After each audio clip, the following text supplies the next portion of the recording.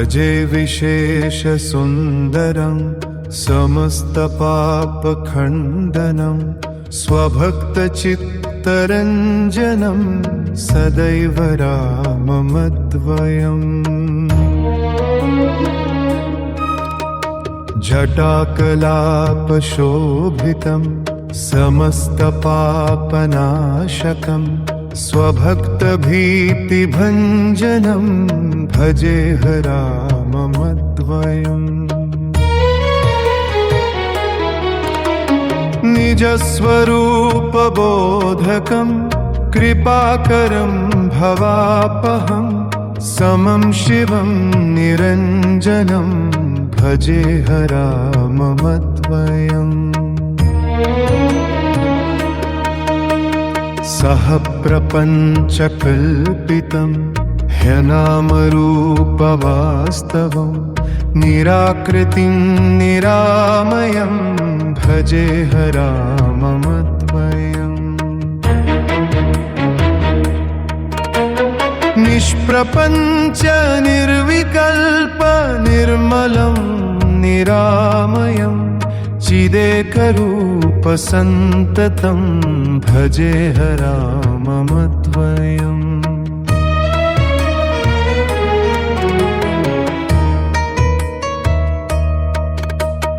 भवाब्धिपोतरूपकं ह्यशेषदेहकल्पितं गुणाकरं कृपाकरं भजेह राममद्वयम्। महावाक्यबोधकैर्विराजमानवाक्पदैः परब्रह्मव्यापकं भजेह राममद्वयम्। शिवप्रदं सुखप्रदं भवच्चिदं भ्रमापहं विराजमानदैशिकं भजेह राममद्वयम्। रामाष्टकं पठति यः सुकरं सुपुण्यं व्यासेन भाषितमिदं शृणुते मनुष्यः। विद्यां श्रियं विपुलसौख्यमनन्तकीर्तिं सम्प्राप्य देहविलये लभते च मोक्षम्।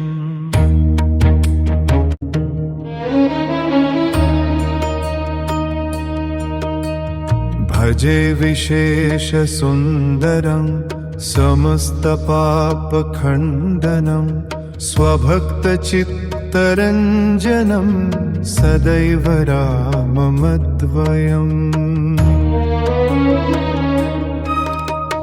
जटाकलापशोभितं समस्तपापनाशकं स्वभक्तभीतिभञ्जनं भजेह राममद्वयम्।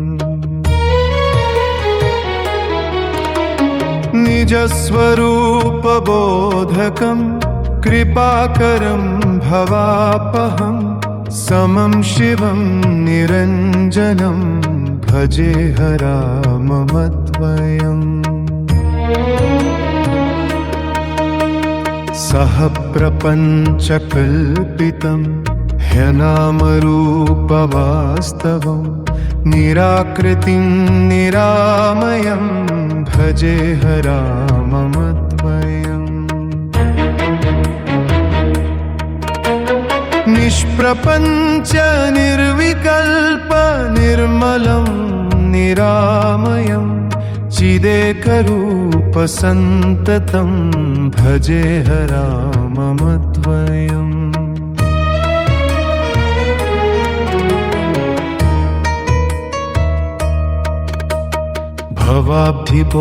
भवाब्धिपोतरूपकं ह्यशेषदेहकल्पितं गुणाकरं कृपाकरं भजेह राममद्वयम्।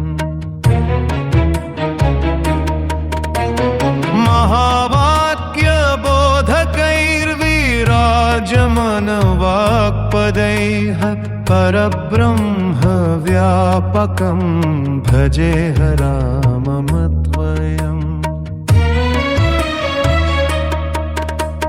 शिवप्रदं सुखप्रदं भवच्चिदं भ्रमापहं विराजमानदैशिकं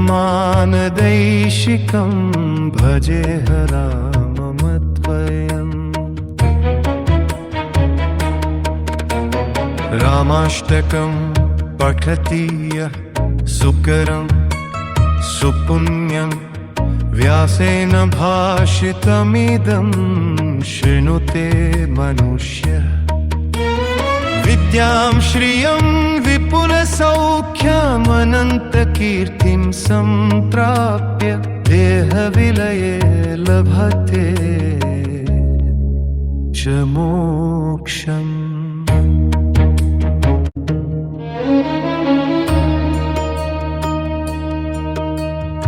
भजे विशेषसुन्दरं समस्तपापखण्डनं स्वभक्तचित्तरञ्जनं सदैव राममद्वयम्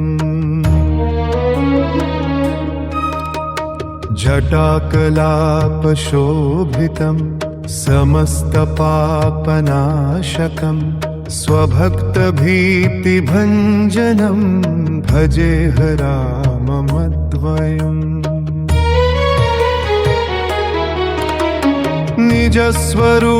निजस्वरूपबोधकं कृपाकरं भवापहं समं शिवं निरञ्जनं भजेह राममद्वयम् सह प्रपञ्चकल्पितं ह्यनामरूपवास्तवं निराकृतिं निरामयं भजेह राममद्वयम् निष्प्रपञ्च निर्विकल्प निर्मलं निरामयं चिदेकरूपसन्ततं भजेह राममद्वयम्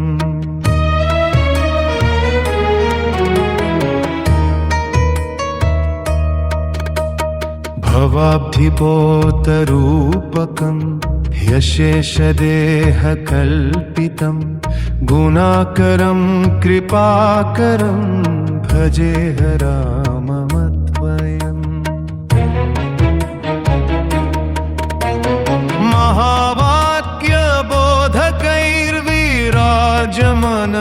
महावाक्यबोधकैर्विराजमानवाक्पदैः परब्रह्मव्यापकं भजेह राममद्वयम्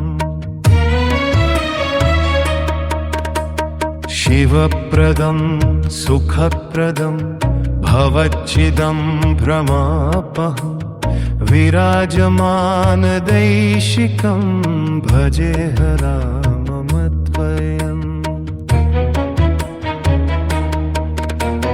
रामाष्टकं पठति यः सुकरं सुपुण्यं व्यासेन भाषितमिदं शृणुते मनुष्यः विद्यां श्रियं विपुलसौख्यमनन्तकीर्तिं सम्प्राप्य देहविलये लभते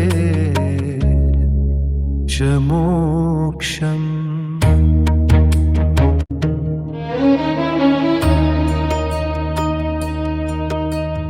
भजे विशेषसुन्दरं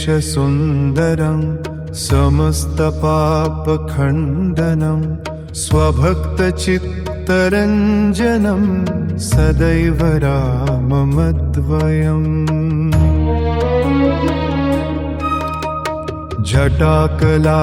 जटाकलापशोभितं समस्तपापनाशकं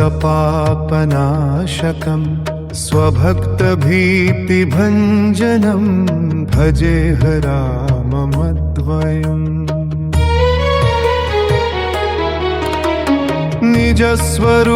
निजस्वरूपबोधकं कृपाकरं भवापहं समं शिवं निरञ्जनं भजेह राममद्वयम् सह प्रपञ्चकल्पितं ह्यनामरूपवास्तवं निराकृतिं निरामयं भजेह राममद्वयम् निष्प्रपञ्च निर्विकल्प निर्मलं निरामयं चिदेकरूप सन्ततं भजेह राममद्वयम्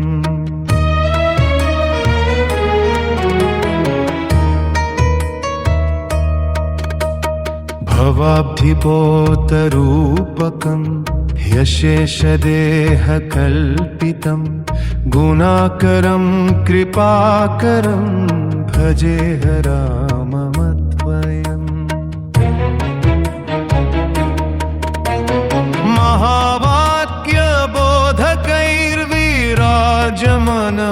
महावाक्यबोधकैर्विराजमानवाक्पदैः परब्रह्मव्यापकं भजेह राममद्वयम्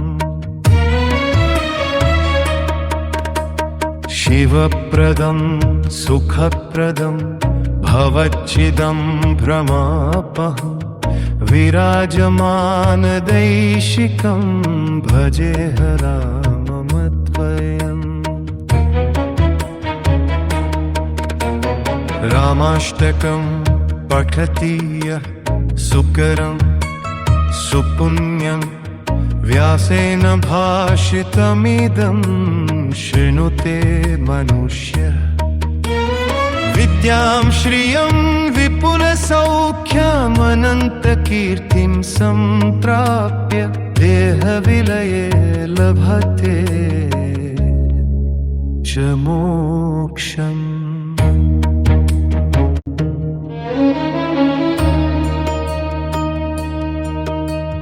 भजे विशेषसुन्दरं समस्तपापखण्डनं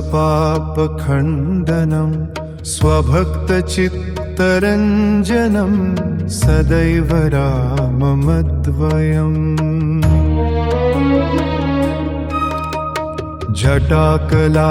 जटाकलापशोभितं समस्तपापनाशकं स्वभक्तभीतिभञ्जनं भजेह राममद्वयम्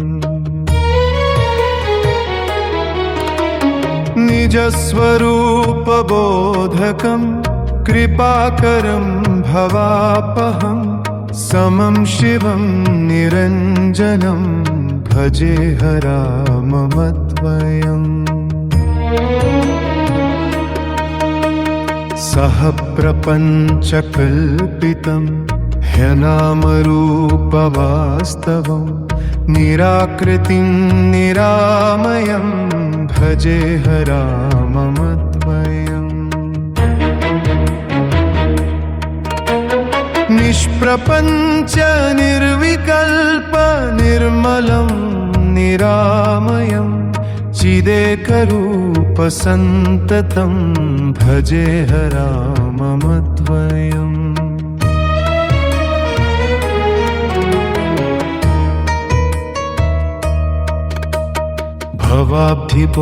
भवाब्धिपोतरूपकं ह्यशेषदेहकल्पितं गुणाकरं कृपाकरं भजेह राममद्वयम्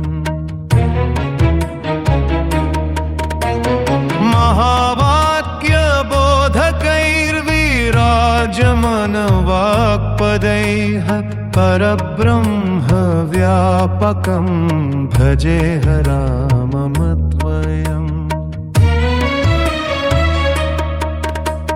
शिवप्रदं सुखप्रदं भवच्छिदं भ्रमापहं विराजमानदैशिकं भजेह राममद्वयम्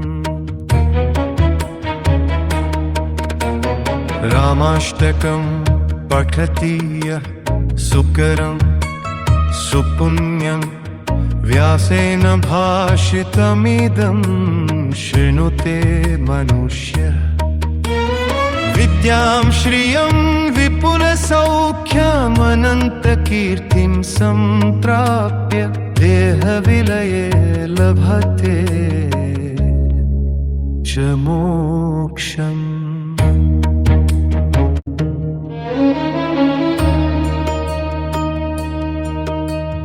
भजे विशेषसुन्दरं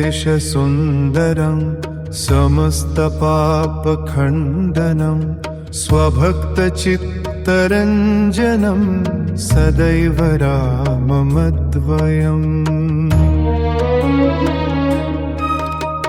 जटाकलापशोभितं समस्तपापनाशकं स्वभक्तभीतिभञ्जनं भजेह राममद्वयम्। निजस्वरूपबोधकं कृपाकरं भवापहं समं शिवं निरञ्जनं भजेह राममद्वयम्। सह प्रपञ्चकल्पितं ह्यनामरूपवास्तवं निराकृतिं निरामयं भजेह राममद्वयम्।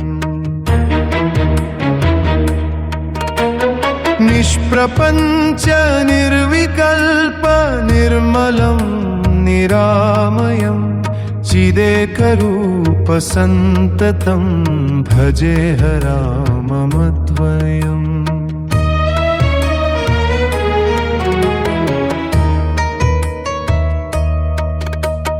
भवाब्धिपोतरूपकं ह्यशेषदेहकल्पितं गुणाकरं कृपाकरं भजेह राममद्वयम्।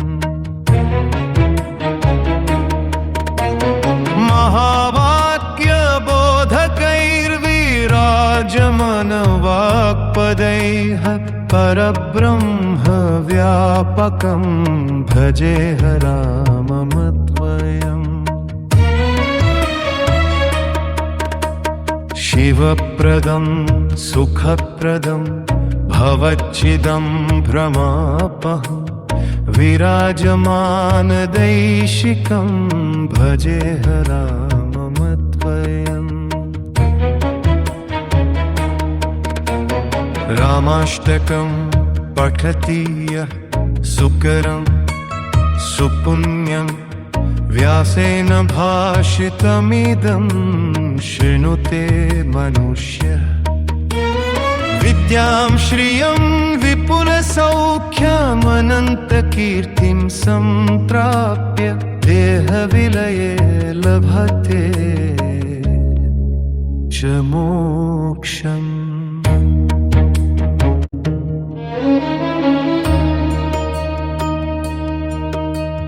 भजे विशेषसुन्दरं समस्तपापखण्डनं स्वभक्तचित्तरञ्जनं सदैव राममद्वयम्।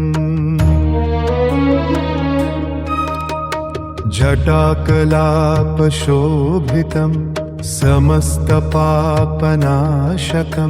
स्वभक्तभीतिभञ्जनं भजेह राममद्वयम्।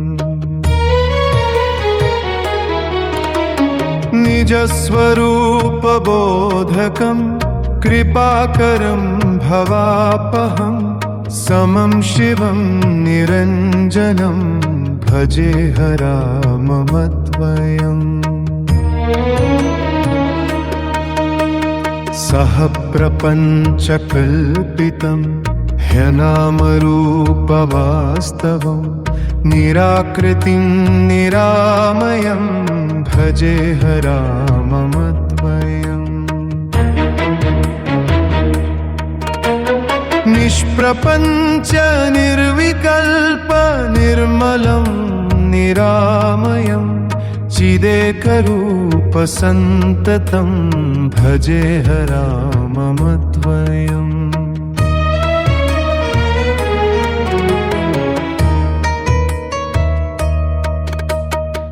भवाब्धिपोतरूपकं ह्यशेषदेहकल्पितं गुणाकरं कृपाकरं भजेह राममद्वयम्। महावाक्यबोधकैर्विराजमानवाक्पदैः परब्रह्मव्यापकं भजेह राममद्वयम्। शिवप्रदं सुखप्रदं भवच्चिदं भ्रमापहं विराजमानदैशिकं भजेह राममद्वयम्। रामाष्टकं पठति यः सुकरं सुपुण्यं व्यासेन भाषितमिदं शृणुते मनुष्यः। विद्यां श्रियं विपुलसौख्यमनन्तकीर्तिं सम्प्राप्य देहविलये लभते च मोक्षम्।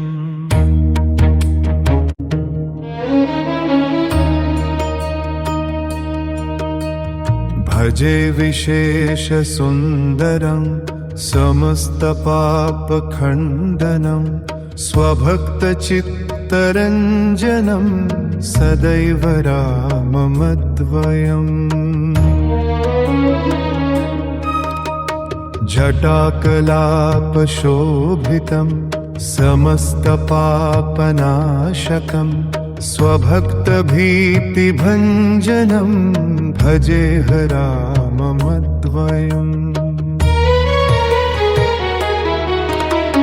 निजस्वरूपबोधकं कृपाकरं भवापहं समं शिवं निरञ्जनं भजेह राममद्वयम्।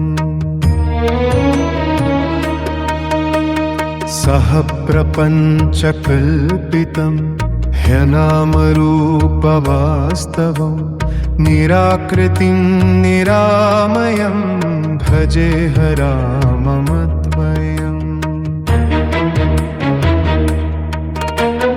निष्प्रपञ्च निर्विकल्प निर्मलं निरामयं चिदेकरूपसन्ततं भजेह राममद्वयम्।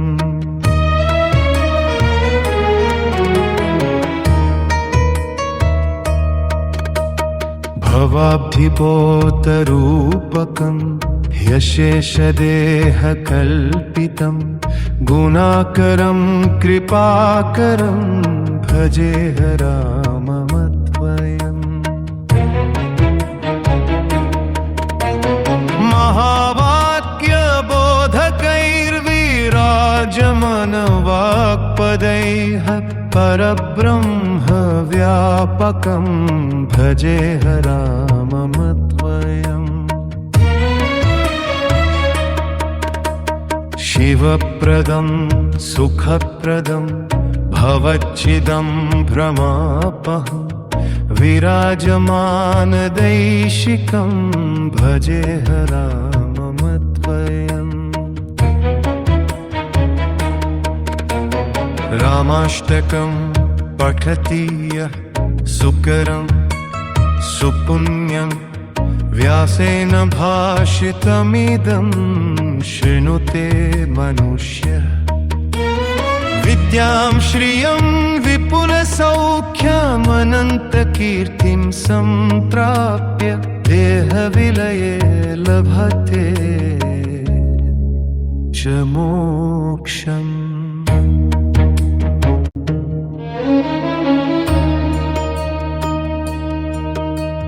भजे विशेषसुन्दरं समस्तपापखण्डनं स्वभक्तचित्तरञ्जनं सदैव राममद्वयम्।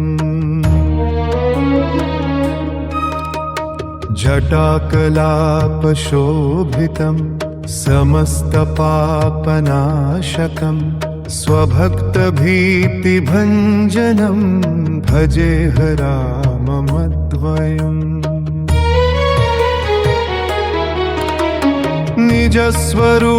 निजस्वरूपबोधकं कृपाकरं भवापहं समं शिवं निरञ्जनं भजेह राममद्वयम् सह प्रपञ्चकल्पितं ह्यनामरूपवास्तवं निराकृतिं निरामयं भजेह राममद्वयम् निष्प्रपञ्च निर्विकल्प निर्मलं निरामयं चिदेकरूपसन्ततं भजेह राममद्वयम्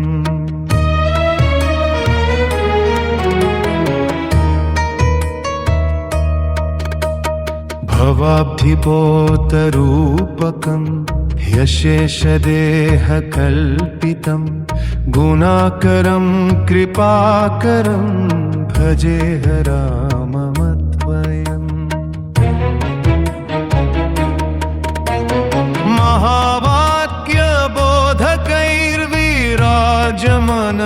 महावाक्यबोधकैर्विराजमानवाक्पदैः परब्रह्मव्यापकं भजेह राममद्वयम्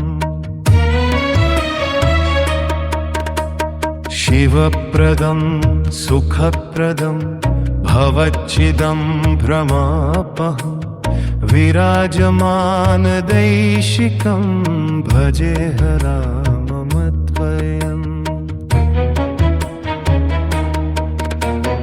रामाष्टकं पठति यः सुकरं सुपुण्यं व्यासेन भाषितमिदं शृणुते मनुष्यः विद्यां श्रियं विपुलसौख्यमनन्तकीर्तिं सम्प्राप्य देहविलये लभते च मोक्षम्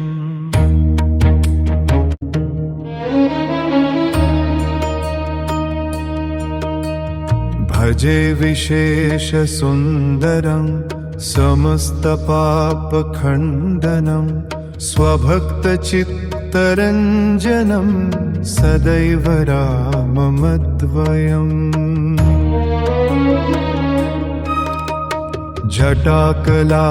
जटाकलापशोभितं समस्तपापनाशकं स्वभक्तभीतिभञ्जनं भजेह राममद्वयम्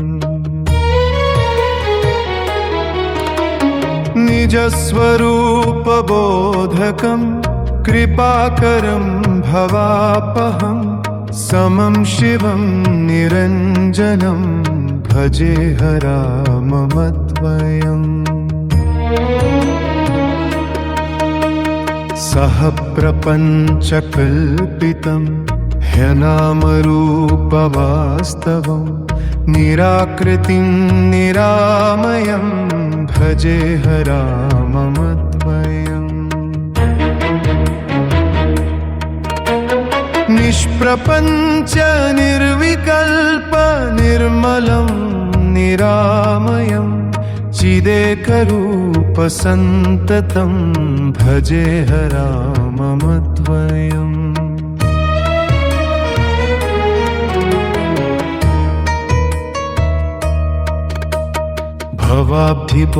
भवाब्धिपोतरूपकं ह्यशेषदेहकल्पितं गुणाकरं कृपाकरं भजेह राममद्वयम्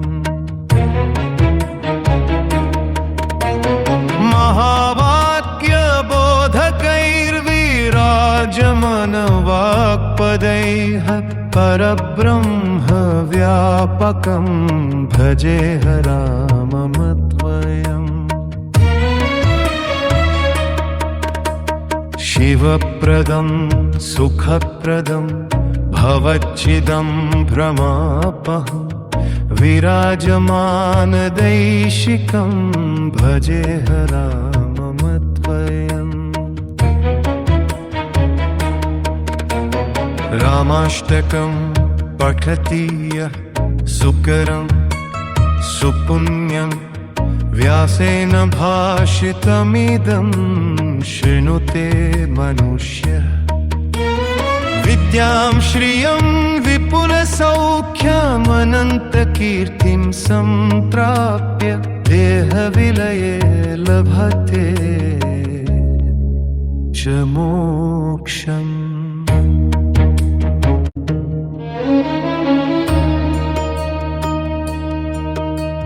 भजे विशेषसुन्दरं समस्तपापखण्डनं स्वभक्तचित्तरञ्जनं सदैव राममद्वयम्। जटाकलापशोभितं समस्तपापनाशकं स्वभक्तभीतिभञ्जनं भजेह राममद्वयम्। निजस्वरूपबोधकं कृपाकरं भवापहं समं शिवं निरञ्जनं भजेह राममद्वयम्। सह प्रपञ्चकल्पितं ह्यनामरूपवास्तवं निराकृतिं निरामयं भजेह राममद्वयम्।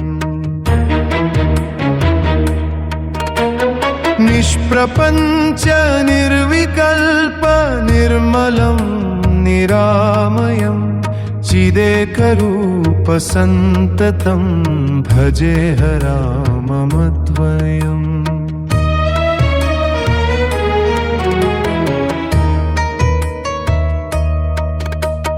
भवाब्धिपोतरूपकं ह्यशेषदेहकल्पितं गुणाकरं कृपाकरं भजेह राममद्वयम्।